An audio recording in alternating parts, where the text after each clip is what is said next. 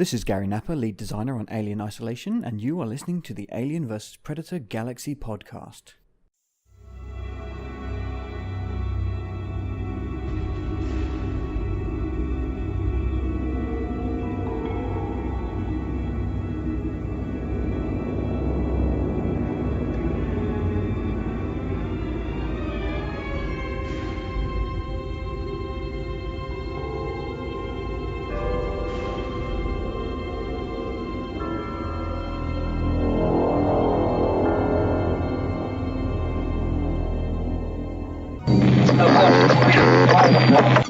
Hello everybody and welcome to episode 80 of the Alien vs. Predator Galaxy podcast. This is regular host Corporal Hicks, aka Aaron Percival, and joining me are usual partners in crime, Ridgetop. Hello again everyone. Who also goes by Adam Zeller in the real world, and Xenomorphin is with us as well. Hey guys!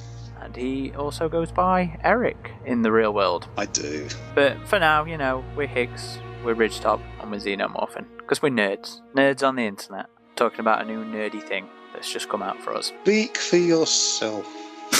Do you disagree? I'm an enthusiast. Oh. I think nerd has weird Is that how you weird feel about connotations when you call yourself a nerd. It's I've always taken it as a nerd is more academic and a geek is more pop culture oriented. Yeah. That's about right. But regardless, enthusiast, nerd or geek. We're fans. Yes. Yeah. Which also these days has its own negative connotations, but you know. What are you talking about? Geek culture is like mainstream now compared to when I was growing up. Oh, yeah. Yeah. Yeah, that is true. But what we talk about for episode 80? Somebody refresh my memory. So we are talking about the first Alien video game we have had since 2014. 4 years. Yeah, which is Alien Blackout for mobile. Uh-oh. Dun, dun, dun. We didn't actually get to do a reaction sort of episode for this because that was a whole thing in itself. I had been intending on waiting for the read, play and watch sort of announcements all to come out and would have done something then, but unfortunately the watch stuff has been very delayed. Yes. So before we actually do start talking about the game, let's talk that reaction. Let's talk our reaction as well. So it did not go down very well, did it? No. So put it mildly. Yeah, about to say I think that's putting it lightly.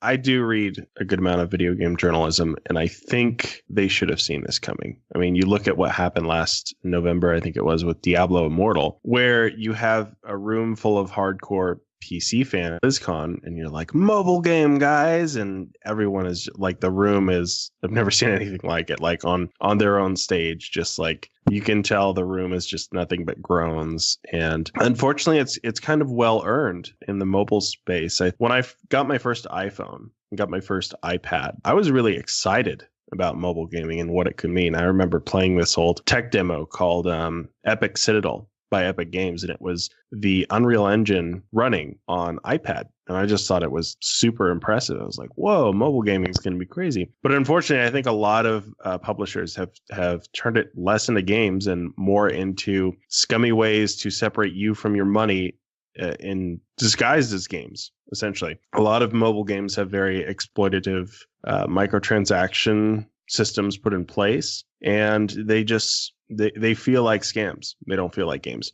So I think I understand a lot of the skepticism that people had towards this. And it was the same in the sense that everyone wants Isolation 2, because Alien Isolation 1 is one of the most liked things we've had in the franchise in a good while. So when you take something and you build hype for it, like they did on Instagram with the teases and stuff, and they had the read, play, watch hashtags, I just think they built too much hype for what this was. They made people think a new Isolation was coming by having this much focus on it. And when they come out and say it's a mobile game, as Amanda Ripley, and it's very much in the style of Isolation, using the same assets, it's a buzzkill for people. And I get that. It might be unfair, for sure, especially to the developer, but I get the reaction. It's an awkward thing, because when I first learned of what Blackout was, my immediate reaction was, oh god, this is not going to go down very well. And I do believe that mobile games do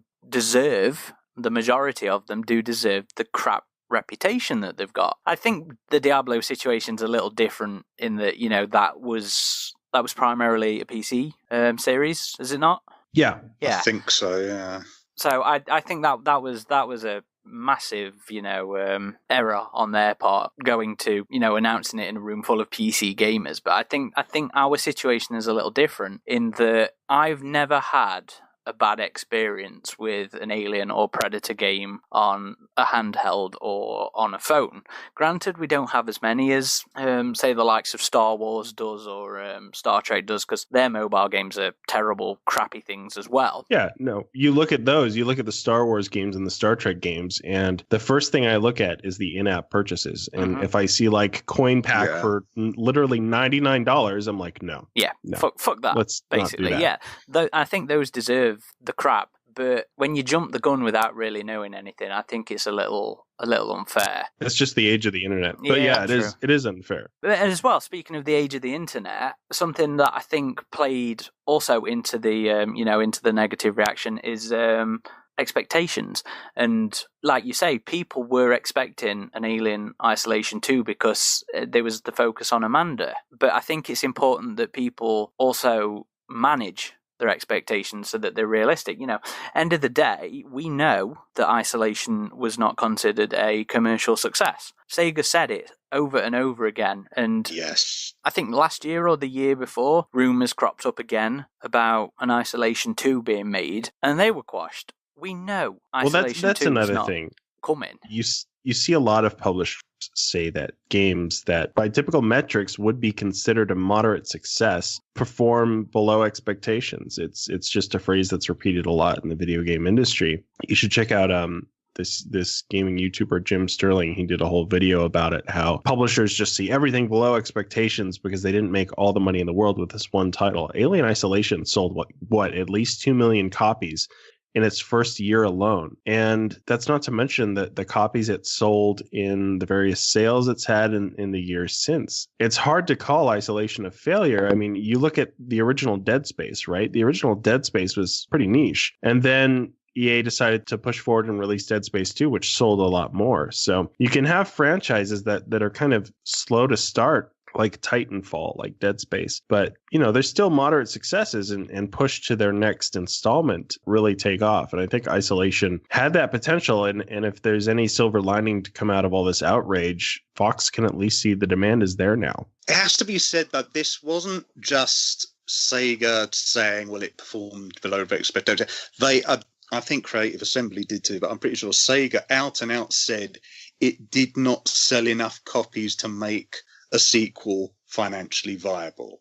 And at that point, they are outright saying there is no foreseeable sequel to it. At that point, that was it. It wasn't just them saying, well, we'd have liked it to sell much. They just said, we are not doing a sequel.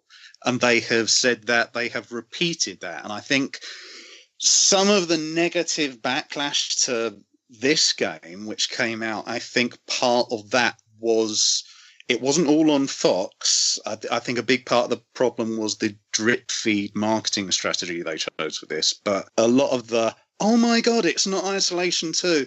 Those of us who've been keeping up with the news, we knew it couldn't be Isolation 2 because they made a point of saying there will not be one in the foreseeable future. There's no clearer cut way for them to have said that. They said it, we knew it wasn't coming. And I think a lot of the problem is a lot of the fans, they woke themselves up into a frenzy. And even some of them that I remember replying to someone saying, look, Sega have already said that. And they say, yeah, I know they say it, but I think it's going to happen. That's hope over pragmatism. But I don't think the drip feed marketing strategy helped because that got people worked up into a love and they thought, it's Amanda Ripley. And it's not that Amanda Ripley is Isolation. Amanda Ripley is a character they can use for any platform they desire because they own the character. But people thought Amanda Ripley is synonymous with Isolation 2. And I think that is a big part of the problem that happened. Yeah, which leads me on to another thing, is that they did not start this campaign with Blackout. Yeah. They started it with Resistance. They said or showed. When was Resistance announced? It was before the new year, wasn't it? It must have been Yeah, a good while ago. Yeah. They've shown for ages that Amanda Ripley is already cross-media. She does not just exist in isolation.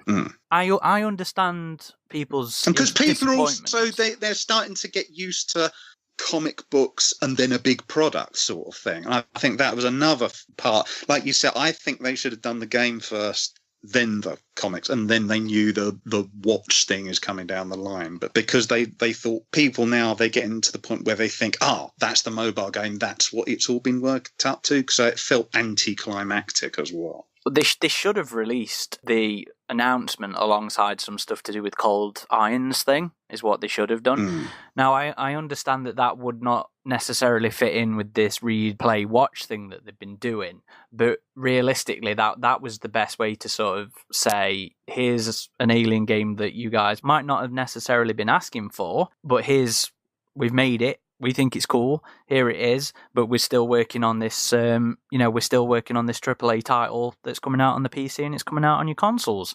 So stop losing your shit. Enjoy this for the meantime. Yeah, and that was making that announcement. I think your point there is the truth. Like let's look at Bethesda games, right? So they announced their mobile game Fallout Shelter alongside Fallout 4. They were like, we have this main installment Fallout 4 coming, and if you guys want to check out this other one on mobile. So it like that because we know a game is coming from Cold Iron, so they could have shown a tease of that at least, like, and down the line, like to at least let the more hardcore crowd know that a bigger game is coming. So that assumes they had any footage in a teasing state. They might not have it. That's a whole other problem, isn't it? You don't want another Colonial Marine situation where Sega picked up the license, immediately announced Colonial Marines, immediately announced what would have been Crucible, and then nothing for like 2-3 years, whatever. And I remember reading comments from people saying, I wish we had not have done that. We had nothing to show for it. And so I don't know. It feels like a lose-lose on terms of marketing, but it also feels like a lose-lose in terms of people's reactions. And like I say, I immediately thought this is not going to go over well when I heard about it. Oh, yeah, so did I. Well, it's because mobile games, as you said, they've become synonymous with revenue generation as opposed to being gameplay experiences. And I think if Fox had come out right out of the gate saying this is a microtransaction less product, this is just a game, it would have mitigated a lot of that backlash, because you saw it immediately in the feedback on all the forums, people bringing up that meme that, like you said, with the Diablo mobile game, they were having the Blackout logo and people putting in it under it, don't you guys have phones? And they were absolutely putting it in the exact same category. And I think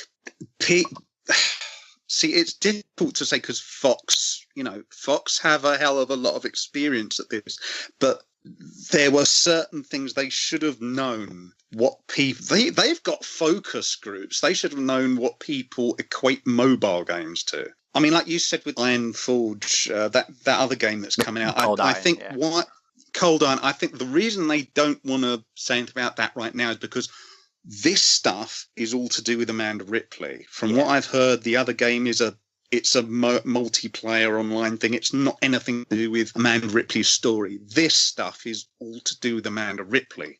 Yeah. So I can see why they want to keep it separate. Have that. That will be something further down the line. But yeah, I think if that would have gone a long way, if they'd have said, we're just giving you guys a game, it's affordable, and it's not going to be revenue generation, I think that would have at least given people the perspective of, okay, so it's not you're going to screw us over, because that's the immediate reaction to people when they hear a mobile game. It would have been, you're giving us a game. Okay, that's nice. We'll play it. And I think that once people understood that, there wasn't all this fuck you, Fox type of attitude about it. You're trying to screw us out of our money.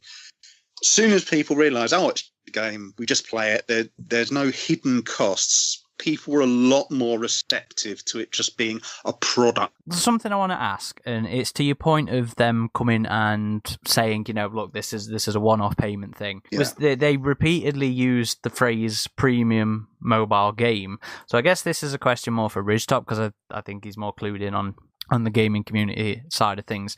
Is that a thing? Is that a term often used for? It's not often used, unfortunately, but it is a term.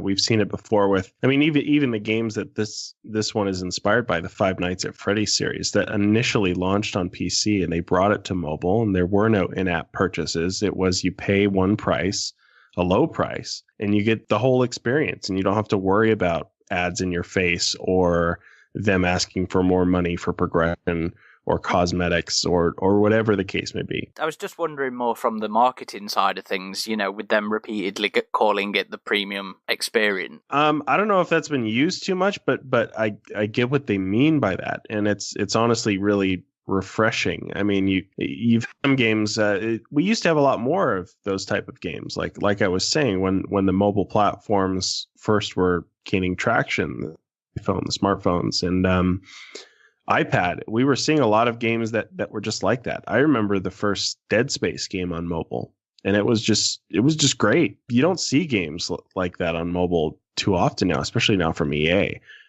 Yeah, well, that's a whole other ball game, isn't it? Well, I just said that because of Dead Space and what they've done with that. But no, so to see that, and also another one is Deus Ex: The Fall. That was a side game built from the ground up for mobile, and they eventually brought that to PC. We've had our own as well. That's right. We've had two. We've had Predators from Angry Mob Games, as well as AvP Evolution, as well as there's another one, the Aliens versus Pinball by the Zen Studios, and that is also on Steam and consoles. So I think just because this is a smaller experience, I do hope they bring it to PC. I do hope they bring it to console, because Definitely.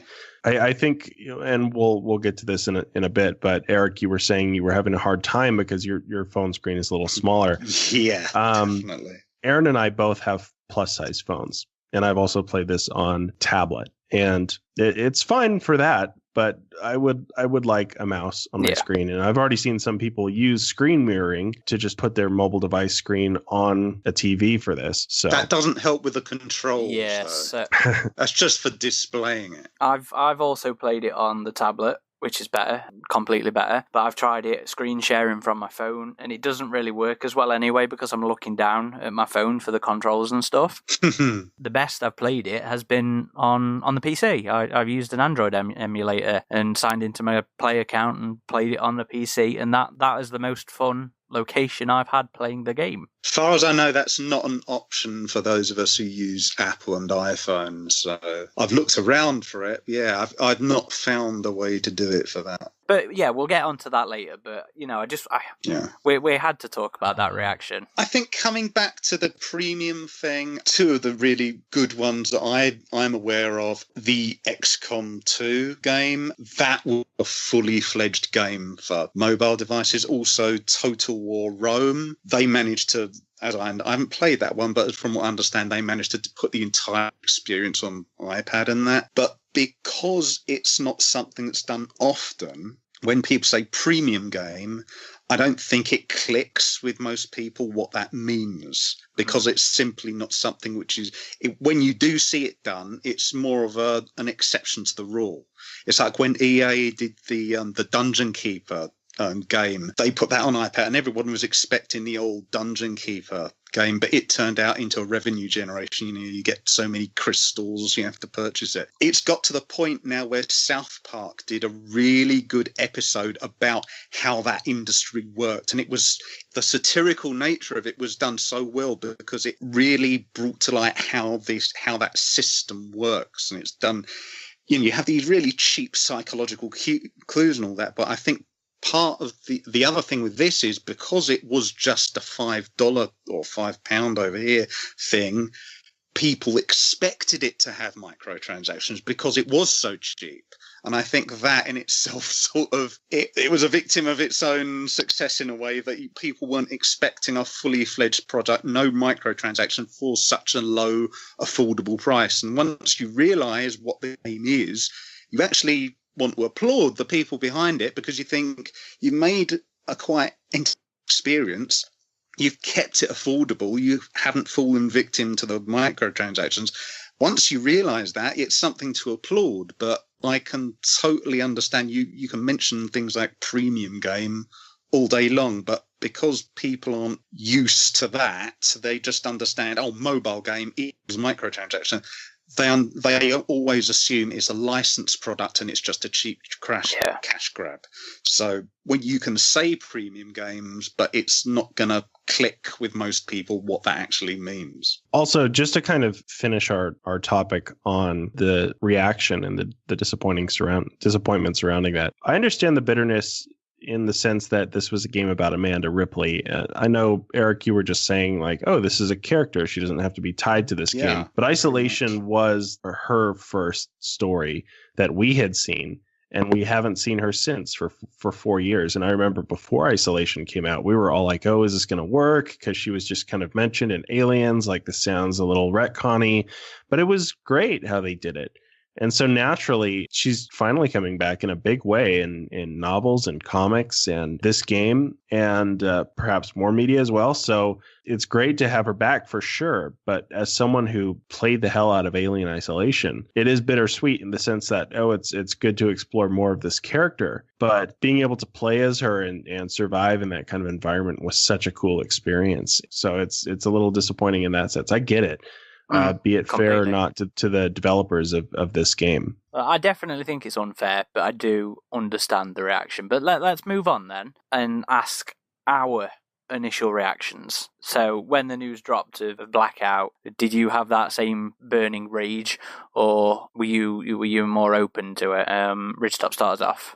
So I didn't have a burning rage. It was bittersweet because it was cool to see Amanda back, but I want Isolation too because I love Isolation. At the same time, this is what we have now, and I was going to go into it with an open mind. I wasn't just, F you, Fox, like, no, that was not my attitude about it. I was like, okay, it's not Isolation, but Amanda's back, and let's see what this is about. So I kind of had an open mind, but I was a little skeptical just in regards to it being a mobile game, and like we've talked about the issues surrounding those. But the day after, I think, they started coming out with impressions from journalists who had played the game, and they were almost all positive. And then we got news that there weren't going to be any in-app purchases, that it was just one contained experience.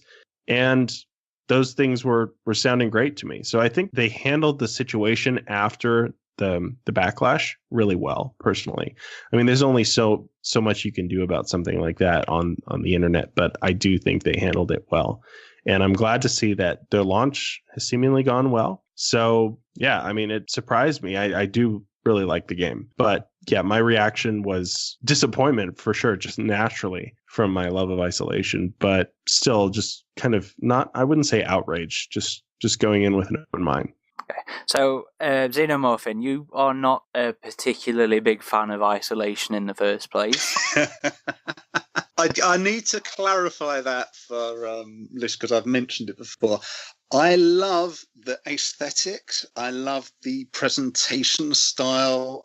That's the presentation style. I love the animation. I love how fluid it is. You don't have the collision box issues where you have a lot of games where you can't move over a pebble. You go by a table and the camera literally bobs down. I love all that stuff about it, but I'm not the only one. There are people out there I've read accounts of that have the same problems. I am unfortunately one of those people who have found it not just very technical glitchy, but there is definite AI cheating. There is a definite teleporting alien that vanishes ahead of you and it will immediately respawn behind you purely to get victory conditions so you're defeated. I have had that happen a lot, to the point where it is just a chore, and I've uninstalled it, reinstalled it, had it over multiple different systems. It still happens. So for me, I just want to come down to your house and play it.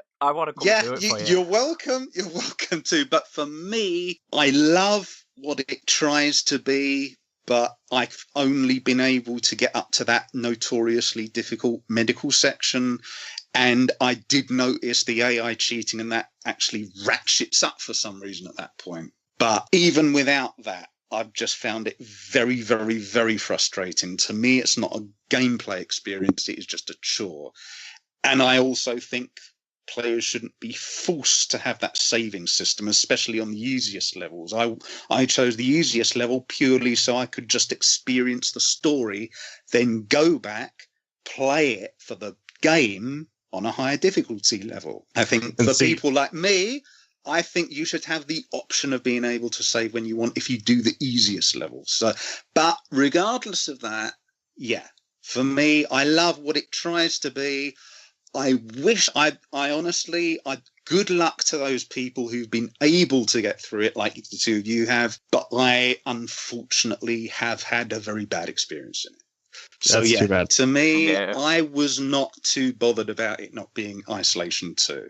My immediate reaction to, hey kids, it's a mobile game, I have to be honest, I laughed because the drip feed marketing strategy I mentioned before, they were doing all these little motion comic style hype things, and they were saying, you know, it's coming, it's coming, it's coming. It's not just the comic, there's going to be a game, it's coming. And I could see everyone working themselves up. Isolation 2, oh, no, it's going to be that other game we've heard about. It's going to come. We're going to see a little teaser. And I was thinking, it's not going to be that. It's not going to. They haven't had enough time to work on that title. It's going to be something way smaller. And then they did. I remember one of them wasn't even a motion comic. It was just like a close up of some clothing, and it was just like Amanda Ripley's voice or something like that. And they were really hyping it. And I thought, this is going to disappoint so many people. But I didn't expect it to be, it's a mobile game. And at that point, I could feel the cringe. If you know what I mean, I could feel fandom just erupting into people table flipping because they had hyped it up so much. So, yeah, my first initial reaction was I just laughed because I knew it was going to be a bad day for a Fox executive. I knew people were going to have a bad time behind the scenes, but I was willing to hold that. I laughed and I thought, okay, I'll see what it's about. I read the description of it's going to be like in Alien Covenant, David trying to lead people to safety, not personally being involved. And at that point, I went, oh, I like the sound of that. And once I found out it's not microtransactions, I was totally willing to give this a chance. And then I saw the positive word of mouth, blah, blah, blah. So that was my reaction. The hype was so dialed up to 11. And at that point, for them to say mobile game, I just had to think, whoever's behind this decision, heads are going to roll. But the actual product, once I found out that's the angle they're taking on it, for me, as someone who's had a very frustrating time in Alien Isolation, has found it more of a chore than a fun experience, I enjoyed that take on it. And once we'll come to our own experiences of how we've actually played it, but once I actually played the game, I thought, yeah, this is actually fun. I've had a more fun experience playing this, even though I haven't got very far, than I actually had in Alien Isolation. But yeah, that was my initial experience. It was laughter, and then I wasn't all down you Fox. I just had to laugh because it's just one of those moments in life where you go, wow, you've gone down that route, really? But then I found out what the product is. I think they should have changed the marketing for it. But yeah, once I understood what it was about, and that part about, this is like when David was in Covenant and they were leading people. You're not personally in there. It's a top-down sort of RTS thing. I thought that is a genuinely interesting, refreshing way to do it. And yeah, I played it, and so it was quite refreshing. For me, I don't have bad experiences with the mobile games or the handheld games. I had so much fun on Thanatos Encounter on the Game Boy Color when I was back in school. I couldn't drag my PC around with me. I couldn't play AvP 2 on the go. So, I was thankful to have that on me when I went out. So I had so much fun on that. And then more recently with Predators and AvP Evolution, I had so much fun with those as well. Last year, I guess it would have been now, I actually went back and revisited Evolution. So the quality of it and the fun I had with that experience was relatively fresh on my mind. But that game is 4-5 years old now. I think that came out just before Isolation or around that time. But it is old. It's getting on. So for me, the reaction was, yay, a new slice of Alien to carry around in my pocket. I mean, I immediately knew everybody was going to go up in arms about it, because I think when I was told that, my reply was, this isn't going to go down well. But hopefully people are able to just look past those initial expectations and give it a go. I mean, I think we'll get into it, of course, but I think there are issues with, I suppose more specifically, the difficulty of this, because I think it does share a lot of Isolation sensibilities, the difficulty of it being one of them. I think that'll be another thing for people that might cause issues.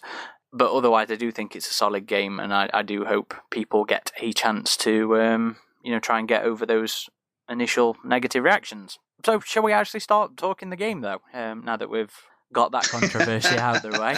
I will say, before we go on to that, I think if it had, and we'll probably talk about this later on, but if it had been ported to PC on Steam and it had been a simultaneous, multi-platform release, I think it would have gone down much better, because I think that it just is that stigma associated with mobile games. If they'd have just said game and it's available for PC, blah, blah, blah, I don't think it would have mattered how small in scale it was relative to Isolation. But I think it wouldn't have given the backlash it did, because if it would have just been a game, I think people would have gone, oh, okay. I'm still interested. Yeah, agreed. Anyway, so the game. So I think if we haven't already hinted at it enough, we do actually all rather enjoy this. Yeah. Let's not bother with a mini review thing then, because I think it's pretty obvious. So, what shall we talk about first? Should we talk about gameplay, the game style? First, just to kind of emphasize again that this is a premium experience, and that fact alone was really refreshing and really surprised me. And the game makes good on that. So it's a full-fledged game that's, you pay one price and you have the full game. And that alone, I know it's kind of sad, but the fact that's the case is just really refreshing, and I give the game a lot of credit for that, just on that. You can feel it's been built ground up for the platform as well, which is something I really like about it. I mean, the size of the screen that you're playing on is always going to be an issue with this. The bigger, the better. It's that simple. Yeah, this is not a game that you pass the time with. You need headphones because there's audio cues. It's not a game you're going to play on the bus or on the train. It's a game you're going to sit down with headphones and play. But then again, the amount of people who probably have headphones on them for those commutes, I think you could, but I think it's a better experience when, like Isolation, you shut your curtains, you turn your light off, you bang your headphones in, and you just collapse into it, sink into that immersion, because I do think it is there with this game as well. With it being built for that platform, you in the game are literally using a friggin' tablet, lo-fi sci-fi tablet, in the game, so it's, that's how it feels, and I think that really works for it. I know a lot of people are making the Five Nights at Freddy's comparison. I haven't played the games, I don't know. Yes, it seems it, there's no denying that, but I don't think that's necessarily a bad thing. No, it's not. I have played almost all the games, and I like the games. They're cool and fun, and so it's a good inspiration to have for me.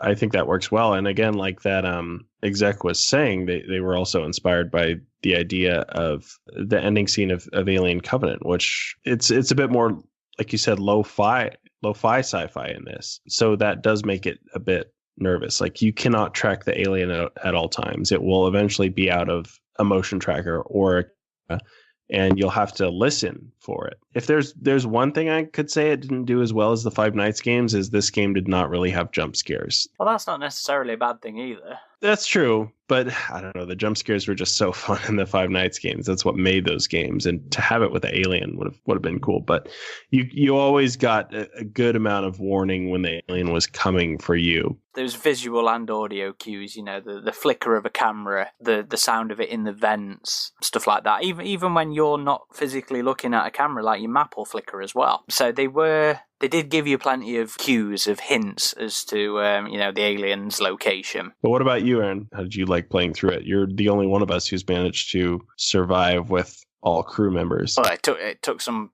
bloody goes. Theoretically, the game could be completed in just over an hour, but with it being 7 missions and an 8-minute, time limit per mission. But good God, I replayed some of those missions so many freaking times to get everybody through. But you know what? Yes, there are elements of it that I wish I could have skipped the intro for the missions, because I got sick of hearing some of that dialogue over and over again. And damn, sometimes it was hard or random as hell, and that seemed a little unfair. But just the whole gameplay setup, I think, worked incredibly well. I mean, like you say, they said that there was an inspiration of it from Covenant, and I can see that.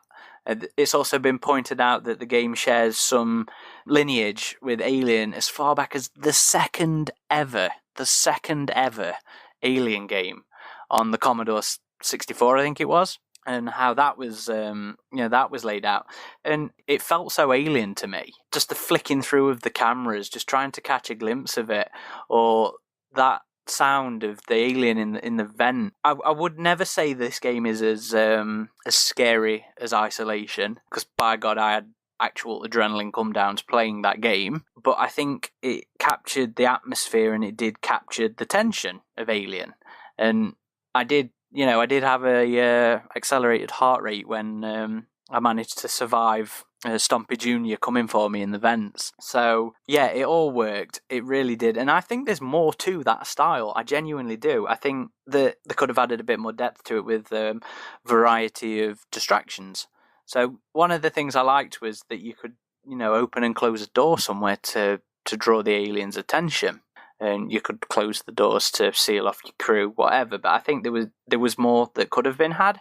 So things like gases, like the end of Alien in the shuttle, or using the speaker system. I think you can do that in Isolation. I never really did it myself, but putting power to speakers to draw the alien's attention, things like that. So I think there's potential here for more, for a Blackout 2 or something completely separate, but I do think it works better on the tablet and on the PC, so I would like to see them take the scale up a bit more. And that's not to demean the phone or whatever, because I do think with Blackout you can feel the love and the care of the developers of it.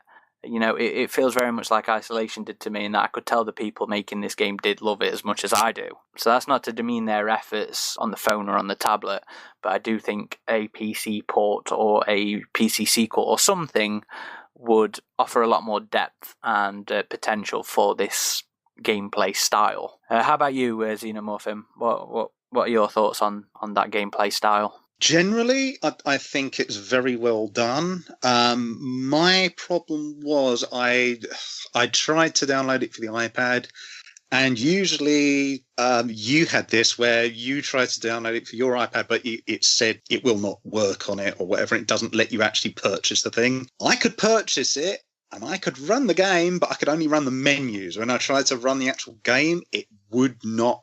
It just wouldn't do it. So my iPad, too old. So I thought, okay, I'll do it on my phone. Now, out of the three of us, I'm the one who's had to play it on the smallest screen, and that is where my issues come in. For the record, I'm on an iPhone SE, it used the same resolution of screen as the iPhone 5. Now, iPhone 6, and I assume the ones after SE, have gone up to much screens. My problem on using a screen that size is that I can do it. It just about it works psychologically, gameplay-wise, fine, but I don't think they quality tested it for that kind of thing, because there are some basic issues like the interface. A lot of the controls for telling an individual crew member to hide, to run, blah, blah, blah, they're all done sort of vertically down one side. And when you're on a screen that small, you can very easily try and do the option for run or sneak or something. And instead of doing that, if you've got it a millimeter outside of that, it will close that crew member's menu and it will go on to the one beneath them. Or you try and, because you can hear the alien coming for you and you're going, oh shit, I need to get back into Amanda's place so I can touch the air duct, and you have problems doing that. Or you can try and touch the air duct, but if you don't touch it in exactly the right place, it doesn't close, and then the alien's always part way through and you thought, oh damn it, that's so frustrating, because I've got no way to counter that. And because of the interface, it's not letting me. So I think if, for example, they had the crew member menus done horizontally along the top of the screen. So if you'd have done you'd have tapped their name and their little pull down thing would have come down. There wouldn't have been that danger of accidentally going to the next crew member if you immediately want them to hide or something, because that's a time critical thing. And of course, the more panicky a moment it is, the more your thumbs or whatever might go, oh shit, oh shit, oh shit. Your coordination sort of goes crewmate, yeah. And it's not down to skills, it's just the size of the screen. It's not making it practical. See, I also had that issue on my phone as well. So Ridgestop mentioned that me and him are playing on a larger phones. I'm on a Samsung Galaxy S8 Plus, and I had that issue as well. Yeah, so I can only imagine how frustrating it must be. So it's much smaller. Yeah, exactly. There are a lot of the times where I'm just not noticing the aliens coming, and by the time I do notice it's about to be there, it's often because I'm getting that very finicky control system. I'm able to finally exit it to Amanda's thing, and then I have to actually tilt the camera over to the thing because sometimes there's more than one vent. And by the time I can actually do anything about it, the alien's always halfway through it. So things like that, I don't think they quality tested as much as I would have liked them, because there are some simple things, as I said, like if they'd have done horizontal controls instead of vertical, they could have eliminated a lot of those problems. However, with that said, yeah, I really like a lot of it. It's not necessarily intuitive. You have to do a lot of trial and error before you realise, for example, you can manually drag a crew member's walking path. To be fair, that I quite liked. A little of that in. I mean, the first mission's very much sort of the first two, I suppose, are very sort of tutorial-ish anyway. Yeah, they are. But I think there should have been a little mini tutorial before you start playing, because once you start playing, you can lose crew members, sort of thing.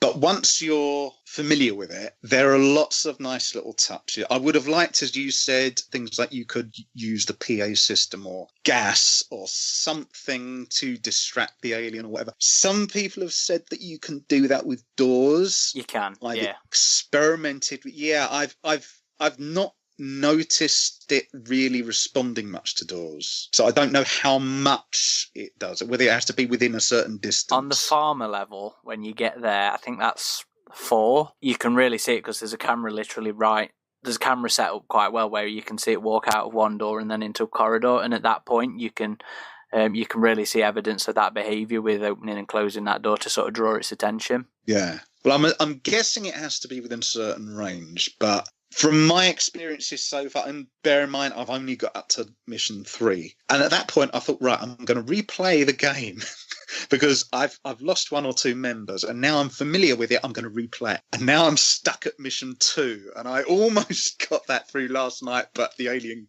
killed the last one. So I've not got very far in it, but it's nice to know the door thing definitely works in that case. But I've been trying it. It doesn't always seem to respond, is all I can say. There are definitely some sort of certain scripted moments of behaviour, like you can guarantee. I'd imagine there are, Again, on farmer level, you'll see it very easily. Is that it's like behaviour as it appears is very scripted. Like its first minute or 2 of behaviour you can pretty much guarantee down to a T. I mean, it's nice when you do see the alien on the camera as well, because you do see it, it looks gorgeous, slinking up into air vents and stuff. Yeah, I would actually say I could see them having done a cut down mode of this where you don't use cameras, and it is just purely the top-down map. That wouldn't have been as much fun, though. No, Yeah, but you got to be able to see what's going on. I with the would have cameras. bought that just so I could run it on the iPad.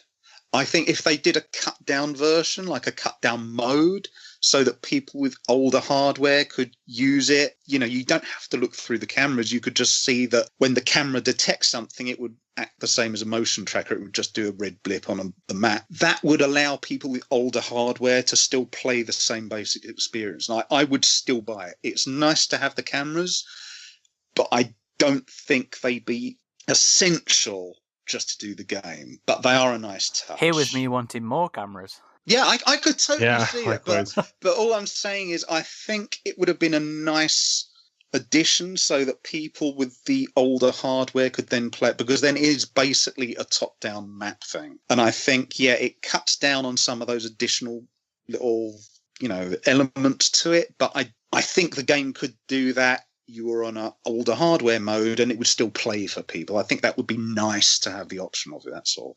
Yeah, I mean, as I said, I've not got very far in it just because it is difficult. But yeah, I've had more fun playing this than I've had fun with Alien Isolation. And I know a lot of people say, oh, how dare you? As I said, I really like a lot about Alien Isolation. It's just I found it too frustrating to enjoy. With this, it's frustrating, and I've actually got to the point where if they don't patch it so that people with small screens can have it in a usable format, I may find myself having to uninstall it because I just can't progress on that side of the screen. But I could absolutely see this. If I do get something where a new iPad or something down the road, it won't be yet a while because I don't have nearly that amount of money, but something on a bigger screen, I'm sure I would progress further in this. And once you play it on that size of screen, I think a lot of those little niggles that I have would just disappear. So I'm trying to not take them into account. Yeah, it's a very inventive way of playing it because you don't have that personal threat that Amanda does in Isolation. You have those moments where it's going to come through the ducts to get you. But as I said, I've had issues with that because on a smaller screen, as soon as it's 75% chance I'm going to die anywhere on that control scheme. Aside from that, I just find it a really refreshing. So you said it's like Five Nights at Freddy. I've not played those games. So for me, I can't say, oh, it's a copy or whatever. But to me, this is a novel way of the Alien experience. And all I can say is I really appreciate, as you said, the love the developers have put into it, because you can tell. It's when they did that interview and they said that Fox wouldn't let us release a substandard product. You can really tell that there were sleepless nights that clearly went into this thing, even though they're clearly using a lot of assets from Isolation, graphic and sound wise. They've managed to put it all into this one cohesive experience. And the one thing I can say about it, like Isolation, is the whole thing feels really organic and natural. It's like you said, Hicks, where Amanda is using this mobile device and you're using a mobile device. Even that psychologically helps immerse yourself more in it. But it really does capitalize on a lot of the psychological cues you'd get from Isolation, but it's a whole different perspective. And even if you're still on the fence about this, I would say it's worth getting because it's affordable, but it's not worse than Isolation in terms of the gameplay experience. It's different. So even if you're bored with Isolation, I think you could play this. And because it's not you personally going through the thing, you've got control, but it's not godlike control. The balance is really well done, I think. One of the things I said earlier was that I thought Blackout had a lot of Isolation sensibilities in it. And I mean that in terms of the focus on sound design, the visual continuity, and the difficulty, which Xenomorphin's been talking about, is something that I thought was very Isolation-y as well. So yes, you've already spoken about the difficulty, so I wanted to ask you, Ridgetop, this was something they had talked about in interviews, was whether they needed to scale it back a bit, make the alien less of a hard-ass, Stompy Jr., as I like to call him in this one. So how did you get on with the difficulty in this, Ridgetop? It's definitely easier than Isolation. It was honestly kind of like, after having played Isolation through Nightmare and just fought to survive with that, it was kind of, you felt a little more comfortable just hanging out in the vents while these people were running for their lives and trying to hide from the alien. And occasionally it would come for you. You always had good audio cue warnings for when it was coming. They have like multiple vent entryways into where you're hiding, which it starts with just one, but eventually you have 3. So you kind of have to look around and see which one the alien is coming through. And that what made it a little bit more of a challenge. But yeah, the main challenge is just obviously keeping people alive, not so much Amanda, because I'd say that's probably the easiest part. It seemed like there was only so much you could do to keep people alive. Like sometimes the alien would just be next to them and you wouldn't have picked it up on the cameras or the trackers. Sometimes they would hide and survive, and other times they would die. But yeah, as far as difficulty goes, I'm sure you've managed to keep everyone alive. Aaron, does it feel like you have pretty good control over whether they live or die, or is there some degree of just luck involved? There is definitely some degree of luck, if only for the randomness of the aliens' appearances. There is some intelligence that you need to put into playing the game. So, if you have them all grouped together, they make more noise. You can send one guy off to another side of the map to create noise and be a distraction. One of the things I like to do was, if I knew somebody wasn't going to be useful, or I knew where people needed to be later on in the map, I'd send them there and hide them there to start with. So it was less things for me to manage as I went on through the objectives. And then that's actually pretty cool. Did anybody actually catch them hiding on the cameras? Yeah, I think you see them run into a locker, don't you? So they get into lockers and stuff like that, like in Isolation, which I thought was a pretty cool little touch. And I will say that the aesthetic and the setting was really cool as well. I mean, I know a lot of it was kind of just adapted from Isolation, but the new starship that pulls up in the intro looks cool. I liked the characters. That's another Joseph Conrad reference for those of you out there keeping track, the Haldin. And I guess they just have a well of his novels to dig from. Yeah, just look up the Wikipedia entry for Conrad and you just take a random name if you're doing an alien story. The station's name, I think, may have been which was Mendel, I think may have been a reference to, I forgot his first name. There's a like an evolutionary biologist whose name is Mendel. I think it might have been a reference to that, so I think that's a little hint at some of the stuff that was taking place on the station. They allude to that, but they don't go into it too much. They say the alien was born on the station, and Ripley seems to be saying that there were experiments going on with the alien there. But they don't go too into it. Again, I thought the characters were really interesting. All of them had unique personalities, and the main reason I wanted to keep them alive was so I could get all the dialogue, because the dialogue's different depending on if you have some of them alive, if you have one of them left alive, or if you have all of them alive. Uh-huh. And interestingly enough, one of the characters was named Yutani, and I was like, that's curious. But Amanda asks her, like, oh, are you the Miss Yutani? And she goes, oh no, I'm her second cousin. So it was it was pretty silly. Wow. But it was kind of the first, it felt unnecessary to me, the first kind of allusion to Miss Yutani that we've seen since AvPR. So I'm like, well, was she doing the same thing that Charles Bishop Whalen was doing from AvP 2010 and recording her memories? Is she secretly an android as well? But that would have been the like family lineage would be weird with that. But Amanda going, oh no, I'm not related to that Ripley. I'm just a random Ripley. In the book, so there was a prequel novel, which I don't think any of you guys have read, for Covenant. No.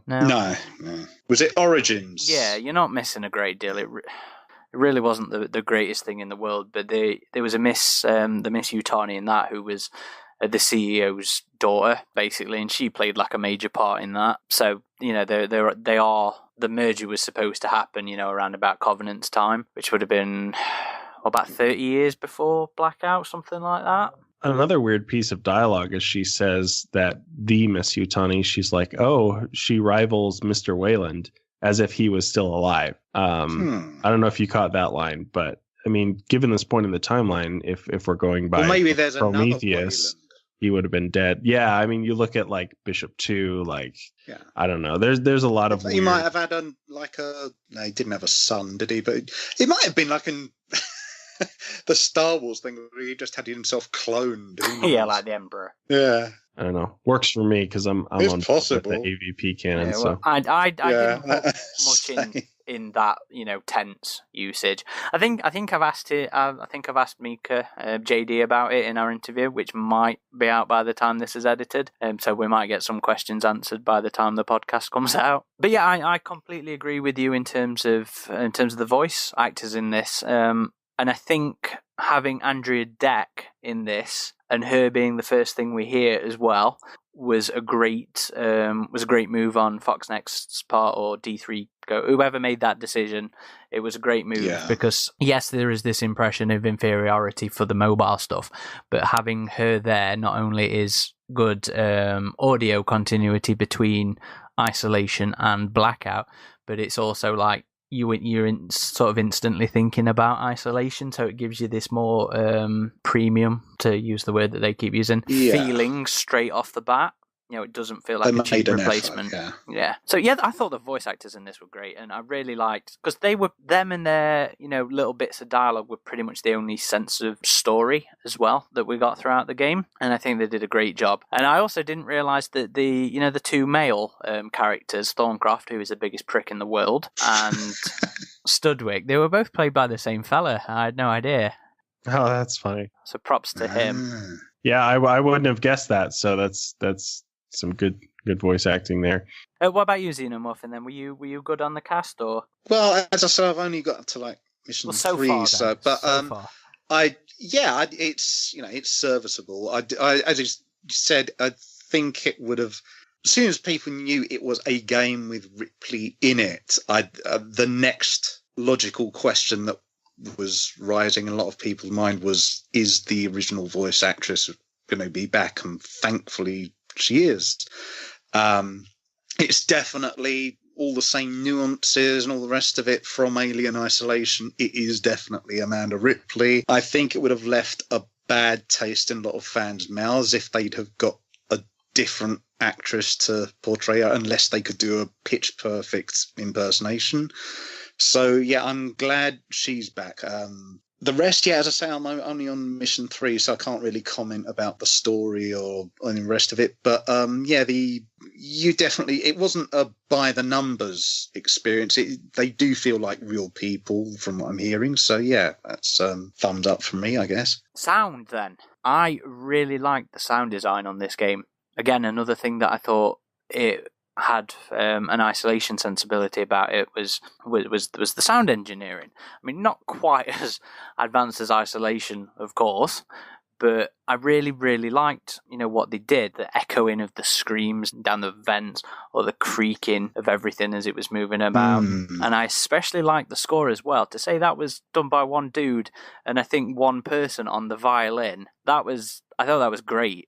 Really enjoyed that. The score really added to the ambience and the tension, and it actually just came out on iTunes and Spotify, which surprised me because I'm still like, where's the Isolation soundtrack? Because that was so good. But it's good to see that, and I snagged it up. So that was released by the sound director, I think his title was. And Isolations is on there. It was ripped, but I don't think, it didn't get a proper release. I'm talking about an official release, but did the one for Colonial Marines ever come out? Because that was the game.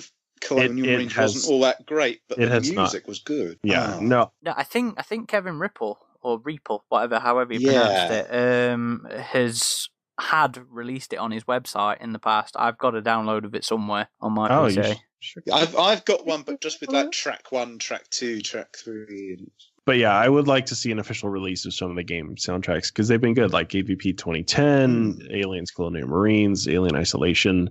That work deserves to be out there. But back on this, yes, the soundtrack was great for what it was. It was like, what, 10, 12 tracks? A lot of, like you were saying, a lot of violin, but it still felt very original Alien in its tone. Yeah, it didn't seem like a rip-off of Goldsmith's stuff, which I guess is kind of like sort of what you expect when people are playing in the Alien sandbox.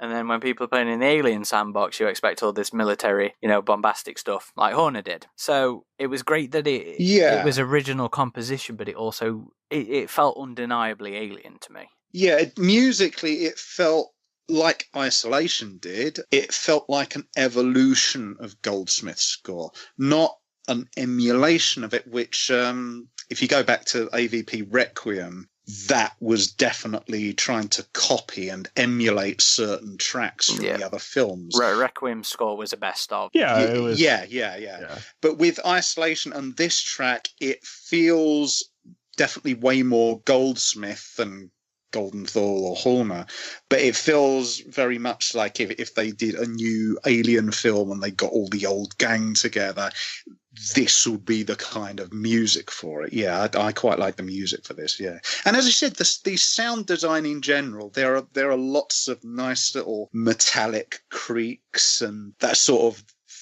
thumping, and it sounds like something is in an air duct. You have that muffled quality.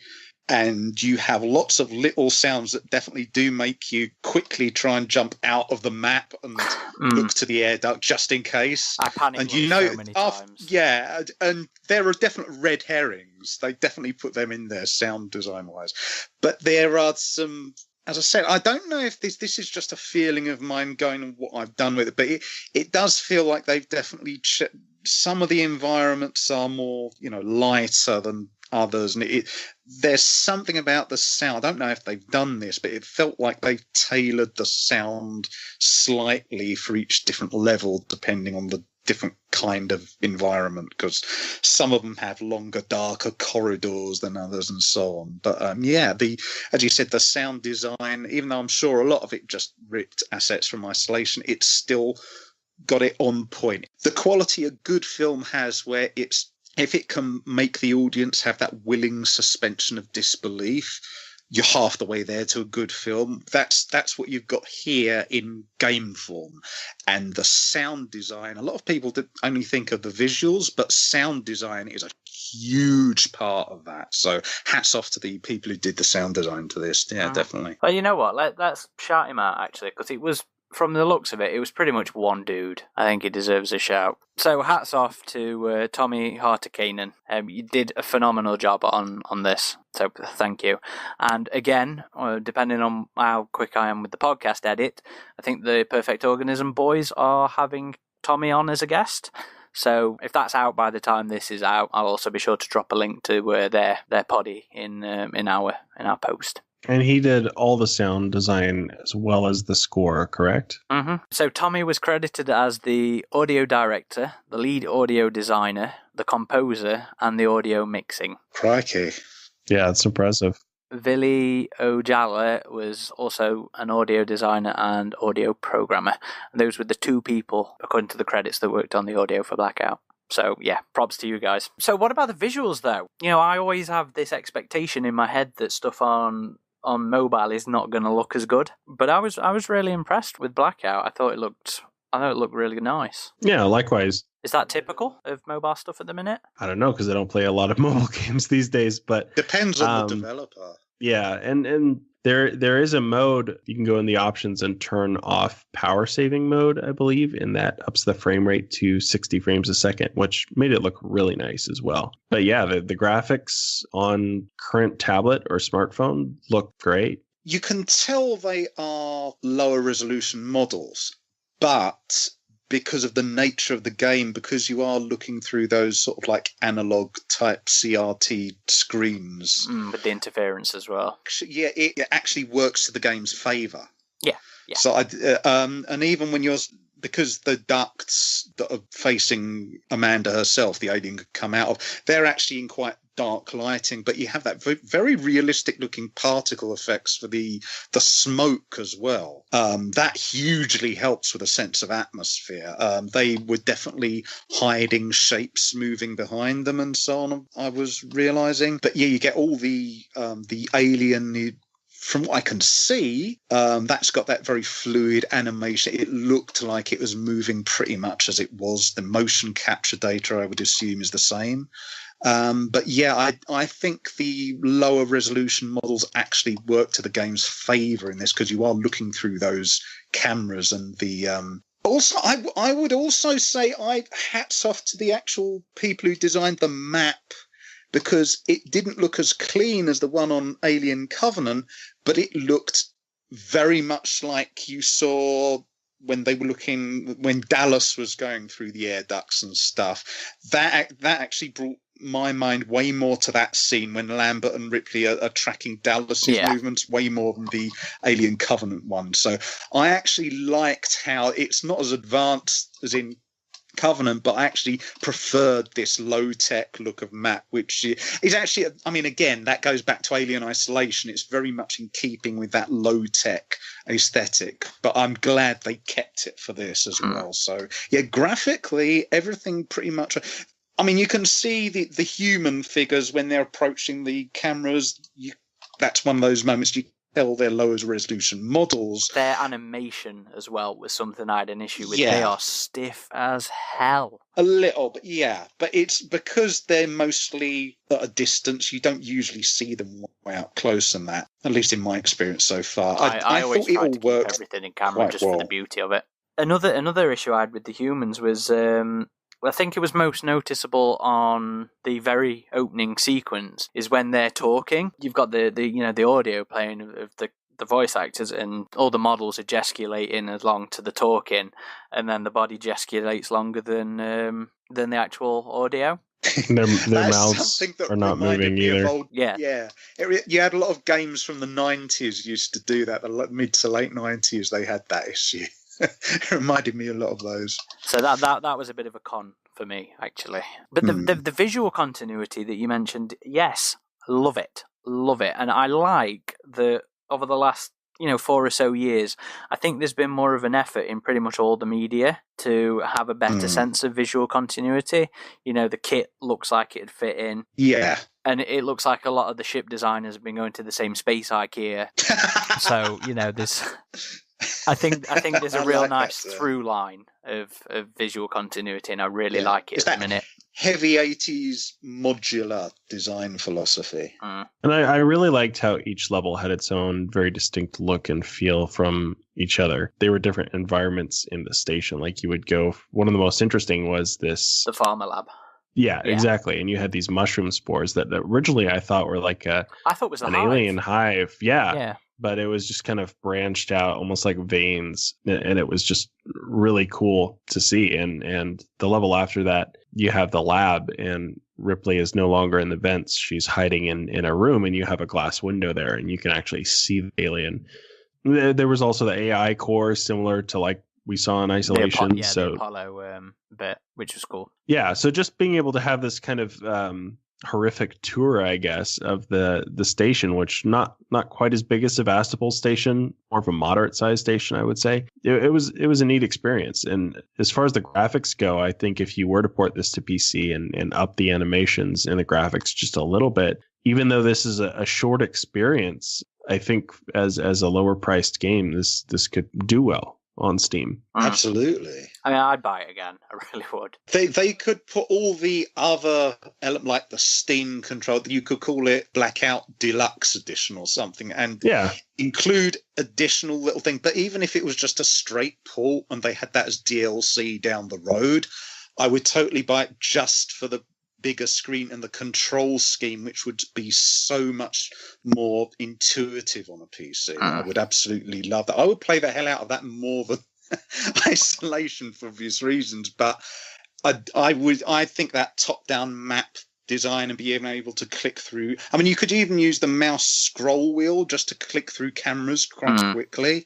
Things like that would make it a much more sandbox experience on a PC. One of, I think, my other big issue is pretty much that this game is incredibly short. I say incredibly, I mean 7 missions that you replay countless times, but yeah, it's a short run. Now, obviously, this doesn't really apply to you, Xenomorphin. Yeah. Mission 3. Ridgetop, did you feel like it was too short, or was it just right for you? Yeah, no, that it did feel a bit short. It was, again, a very premium feeling experience, but it was over a little quicker than I was hoping. And that, I think, is the game's main drawback, is the replayability. Once you've completed all the levels and you've had everyone survive and you've heard all the dialogue, there's no like challenge mode. There's no other ways to tackle the levels. It's just very kind of straightforward. And once you've had that experience, there's not a lot of reason, unless you just want to go through it again, I guess, to go back. So if they did ever do an expanded release, I would like to see a bit more features in what you could do and how you could handle the alien threat, as well as just maybe like a challenge mode that's just we get to see even more parts of the station. I don't know how they would do it. I don't know how they would expand it. Even with DLC, like the experience was so straightforward in that this group had to come to the station for supplies, and you help them get the supplies and escape with them. I don't know, maybe they could expand on the story a bit of how Amanda got there, because Amanda had been on that station for a little while. So I don't know how they would do it, but I did find that's probably why they inferred that, so they've got something to go back to if it's. And from what I understand, it's proving quite successful because it's got such good word of mouth too. So I would imagine there's as opposed to microtransactions, a DLC coming down the pipeline at some point. Well, you see, that was going to be my question. Considering the big, hullabaloo about it not having microtransactions and that being a big sort of selling point as to convince people to give it a go in the first place, would it be a cheap shot to release DLC for this, or would you welcome that?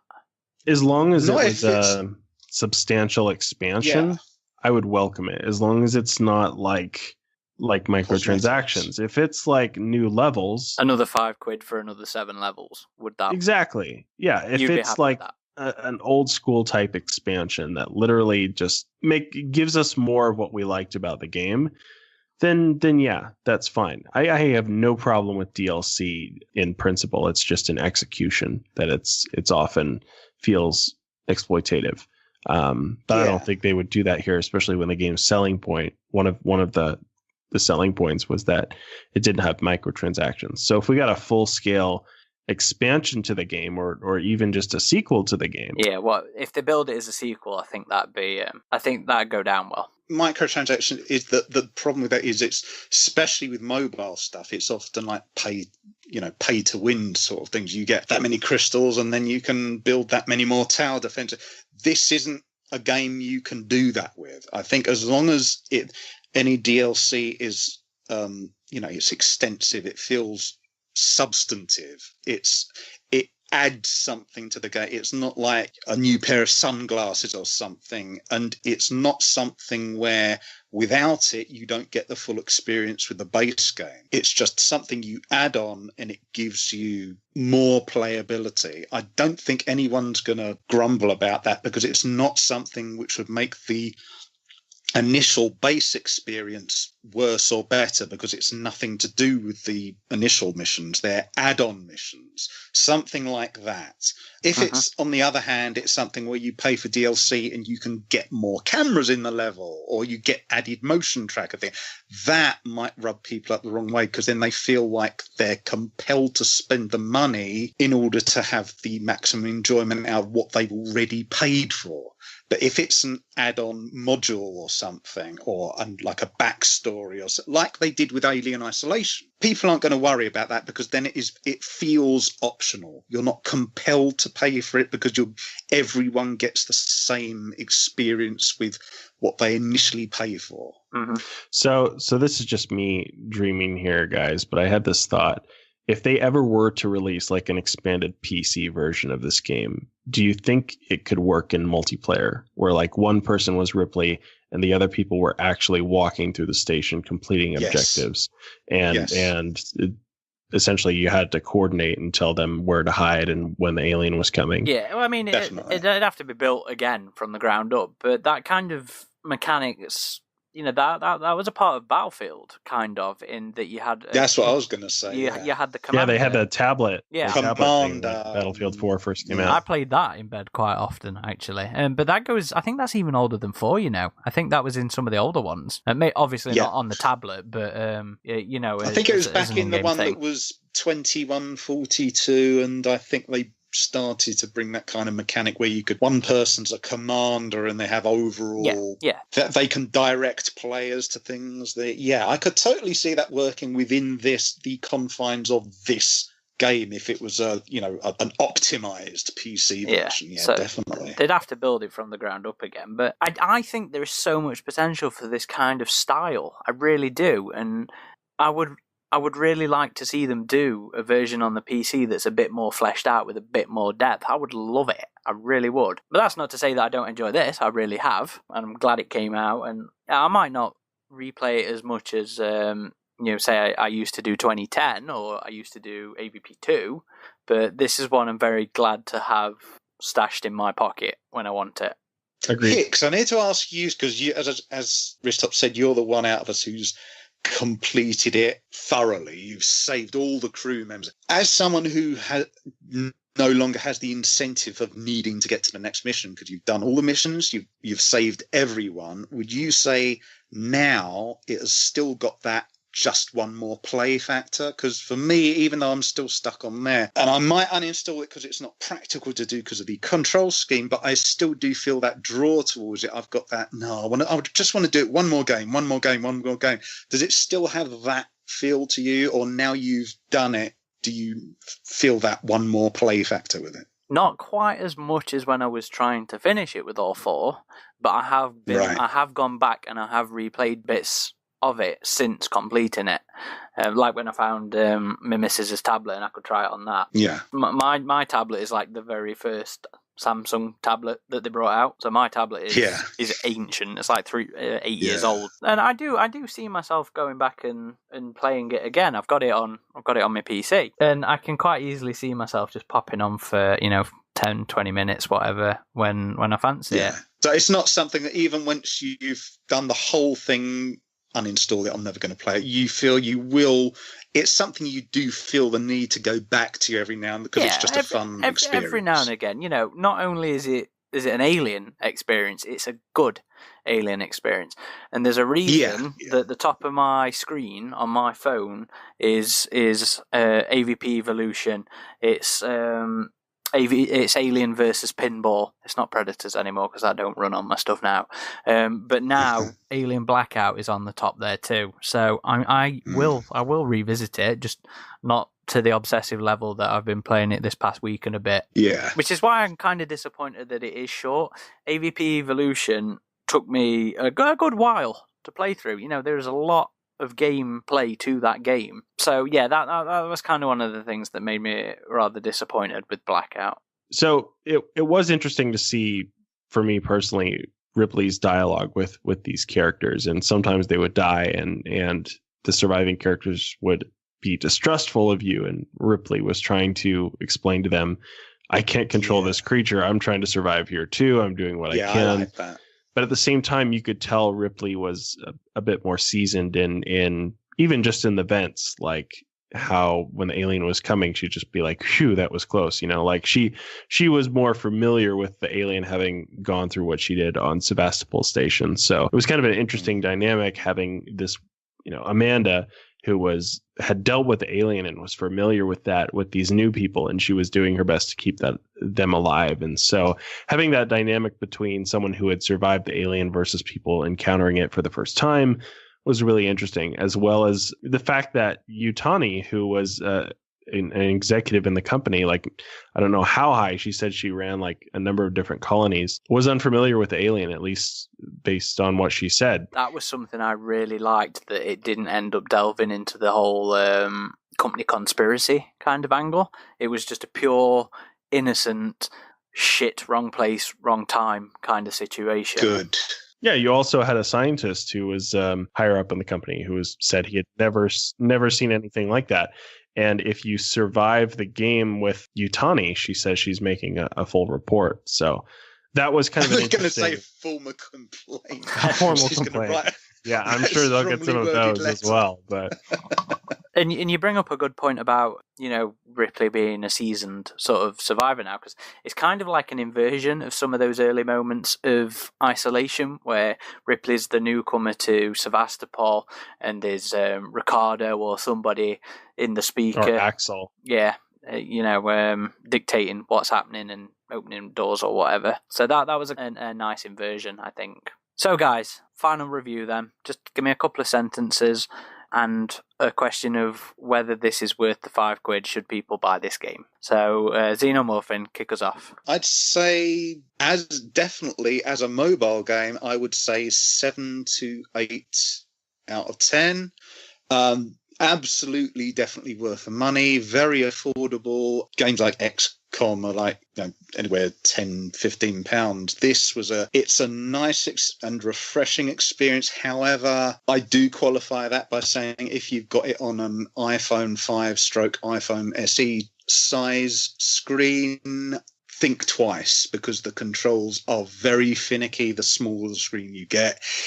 If your iPad can handle it, I'm sure beautiful experience. That is how it is meant to be played, I think.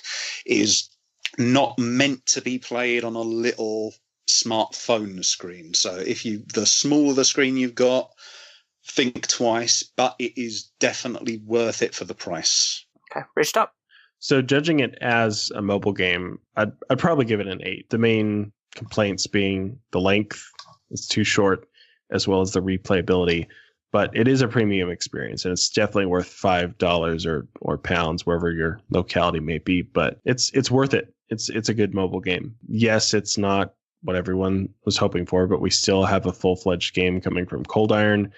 And this is something, and it's something good. It's the developers really put passion into this, regardless of the confines of the mobile platform. And I would love to see this developer revisit the franchise in the future, because it's clear they're passionate about it. And I really enjoy the game, and I'll be playing it into the future for sure. I'm just going to crib my sort of closing paragraph from my written review, which hopefully might be up by the time this podcast's up. But I end it with, when all is said and done, this is another piece of Alien property that I can just feel the love and care of the developers in it. And to me, that alone says so much. Alien Blackout is another lovingly crafted slice of the Alien universe and the Alien experience. This one just happens to fit right in your pocket. I'd love an Isolation 2 as much as the next masochism-obsessed Alien gamer, but I'm so happy we got Alien Blackout. I'm sitting at about a 7 out of 10 at the minute. I keep leaning towards an 8 because I enjoyed it so much, but then the shortness and lack of significant replayability in Blackout just makes me pull it back down a little more. It was worth the £5. I brought it twice now because I had to buy it on the girlfriend's tablet, and I don't regret either of the purchases. If they brought it out again on the PC or developed it a little bit more for a PC release, I'd also happily snap that up as well. Yeah, that'd be a must-have for me if it's done that way. So yeah, I do recommend this. It sucks it's not Isolation 2, but it's its own thing. It may carry on Ripley's storyline and be a quasi-Isolation 2 in that fashion, but it's its own thing, and it's good at what it is. So yes, go buy it, guys. And try and have an open mind with it, please, because if you go in with a closed mind, it doesn't matter how good anything is, you're not going to like it if you've already decided you're not going to like it. Yeah, I think it suffered from questionable marketing strategy decisions, perhaps, but it is in no way worthy of the backlash, which was the impulsive reaction. I think if this had been marketed differently, it wouldn't have. It would have been having those good reviews right from the start, but. It's one of those things where once you play it, you get into it and you think, yeah, this is a nicely crafted Alien experience. And it is an Alien experience in every way. It does try to immerse you and it succeeds. Mm-hmm. And again, I don't know when I'll have finished this or when everything comes together, but if you haven't already checked it out and it's been released or it hasn't yet, we've got an interview with the lead narrative. I forget what his title was, but he was like the main narrative guy basically for this, and he was involved with the pitch and some of the level design as well. JD.